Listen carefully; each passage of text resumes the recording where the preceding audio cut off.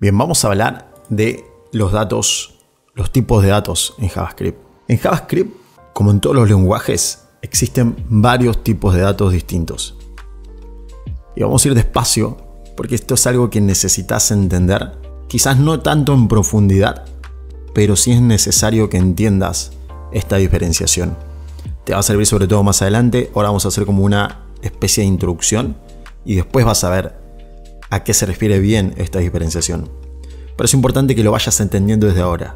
Específicamente en JavaScript, los tipos de datos se dividen en dos. El tipo de dato puede ser un objeto o puede ser un dato primitivo. Es decir, los tipos de datos se dividen en dos grupos grandes. Objetos por un lado y primitivos por el otro. Esto lo que va a hacer es que básicamente puedas llegar a la conclusión de que si el dato no es un objeto, entonces ese dato va a ser un dato primitivo. ¿Sí? Es decir que todo lo que no sea un objeto va a ser un dato primitivo.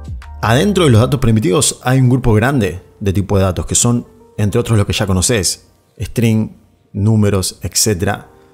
Pero vamos a ir un poco justamente a pensar, o en realidad a aprender por qué esta diferenciación entre los tipos de datos que son objetos y los tipos de datos que son primitivos. Pero ahora vamos a meternos específicamente en qué es un dato primitivo. Un dato primitivo es un dato que representa un valor único e inmutable. ¿Sí? Estos tipos de datos, por lo general, se van a utilizar para almacenar valores simples. ¿Sí? Y como te dije, hay distintos tipos. Tenés cadena de texto o string, booleano, null, undefined. Pero vamos a ir otra vez un poquito más adentro de esta diferenciación entre tipo de dato objeto, pero sobre todo enfocándonos en los primitivos, que son los primeros que vamos a ver. Digamos, hay 4 cosas puntuales que diferencian o que hacen la diferencia entre un dato primitivo y un objeto. Te voy a nombrar los 4 puntos primero y después vamos a ir desarrollando un poquitito, aunque sea, porque acuérdate que esto es una introducción de cada uno. Tenemos la eficiencia de la memoria y el rendimiento. Como punto número 2 tenemos la sintaxis y operaciones, la inmutabilidad, que esto tenelo en cuenta porque es bastante importante, y la comparación por valor. ¿Sí? Esos son los 4 puntos. Vamos a ir metiéndonos de a poquito en cada uno de estos puntos. En primer lugar tenemos la eficiencia de memoria y rendimiento. ¿Sí? ¿A qué se refiere con esto? Bueno, se refiere a que los datos primitivos son más eficientes en términos de memoria y rendimiento que los objetos. Los datos primitivos son valores simples que se van a almacenar directamente en la memoria, ¿sí? Que a diferencia de los objetos justamente son estructuras más complejas y requieren más recursos. ¿Sí? Entonces, en primer lugar, la eficiencia de la memoria y rendimiento. Los objetos son estructuras más complejas que requieren más recursos y los primitivos, los datos primitivos, son valores simples, ¿sí? Que se almacenan directamente en la memoria. Lo que hace obviamente que se puedan ahorrar recursos si querés u optimizar el manejo de estos datos. ¿A qué se refiere con sintaxis y operaciones? Bueno, los datos primitivos, como te decía, tienen un comportamiento más simple y predecible en comparación con los objetos. Esto obviamente lo que va a hacer es que las operaciones y la manipulación de estos datos sean más, si querés, conscientes y fáciles de entender para, por ejemplo, nosotros. ¿En qué sentido? Por ejemplo, puedo utilizar un operador aritmético, es decir, por ejemplo, el de la suma, directamente aplicado en dos datos primitivos, como por ejemplo decir 2 más 2, sin necesidad de meterme adentro, es decir, por ejemplo, yo guardo dentro de una variable num1 un 2, adentro de una variable num2 un 4, y puedo sumar num1 más num2. Directamente voy a operar con ese valor, ¿ok? En cambio con los objetos no. Con los objetos necesito, por ejemplo, utilizar un método o una propiedad, ¿sí? Para llegar a un valor. Vamos con el tercer punto, que este sí puede ser un poquito más complejo de entender. ¿A qué se refiere con inmutabilidad? ¿Sí? Dijimos que los datos primitivos son inmutables. Esto significa que no pueden ser modificados directamente, ¿sí?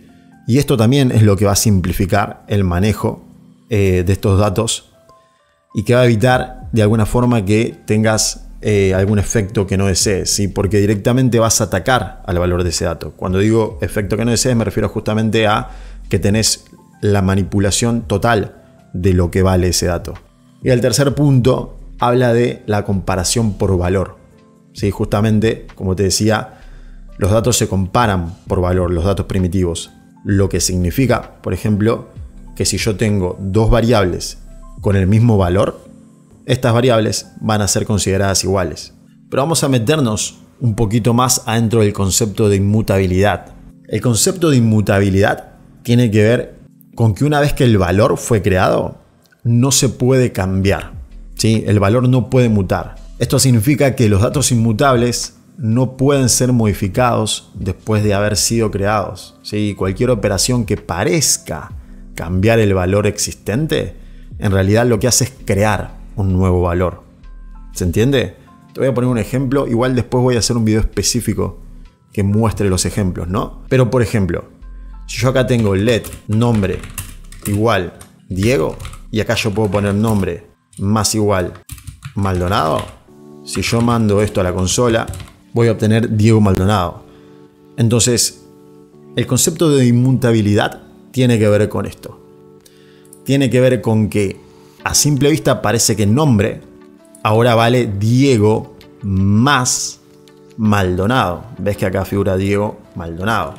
Entonces daría la sensación de que ese dato, si querés, por eso digo que este concepto es importante, podría dar la sensación de que ese dato, digamos, se modificó. ¿Sí? Es decir, que ahora es Diego más Maldonado. Pero en realidad, el concepto de inmutabilidad lo que dice es que este dato no muta, no cambia. ¿Sí? Que vos veas Diego Maldonado tiene que ver con que el dato cambió por completo. ¿Sí? Lo que hizo fue agarrar lo que había antes, más lo que vos le pediste que agregue, que en este caso es Maldonado, pero ahora nombre es un nuevo dato, que es esa combinación de lo que estaba antes más lo nuevo. No es el mismo dato modificado. ¿Se entiende? Vamos a poner otro ejemplo. Si yo, por ejemplo, tengo let, como te decía hace rato, num1 igual a 10, let num2 igual a 20, si yo hago que num1 sea esta suma, ¿sí? Es decir, si yo mando a la consola esto, lo que me va a dar es 30. ¿Qué significa? Significa que esos 30 no son los 10 más los 20. Significa que lo que hizo JavaScript fue sumar esos 10 más los 20 y ahora yo tengo un nuevo dato completamente distinto que es 30. ¿Sí? A simple vista daría la sensación, por lo que uno entiende en sí, que se suman. Pero no, es un nuevo valor, que es el resultado numérico, matemático de una suma. No es el resultado de una suma real. ¿Se entiende? Vamos a ponerlo en un ejemplo quizás en el que lo puedas entender un poquito más. Que un dato sea inmutable, en este caso, significa que si yo tengo una casa y le agrego una habitación nueva, lo que hace JavaScript a esa nueva casa no es darme la casa que yo tenía más la habitación. ¿Sí? Me da una nueva casa, igual esa casa vieja que tenía, más esa nueva habitación. ¿Sí? Pero no es que reconstruyó la casa o la modificó. Simplemente me da una nueva casa con una nueva habitación. ¿Sí? Ese es el concepto de inmutabilidad en JavaScript. Y es importante que lo entiendas puntualmente porque más adelante te va a servir bastante. Entonces hagamos un repaso puntual de la diferencia entre los tipos de datos objetos y los primitivos. Son más eficientes, ¿sí? En cuanto a memoria y rendimiento. Son más simples en cuanto a la sintaxis. Son inmutables y se comparan por valor. Que también esto lo vamos a ver más adelante cuando trabajemos con objetos.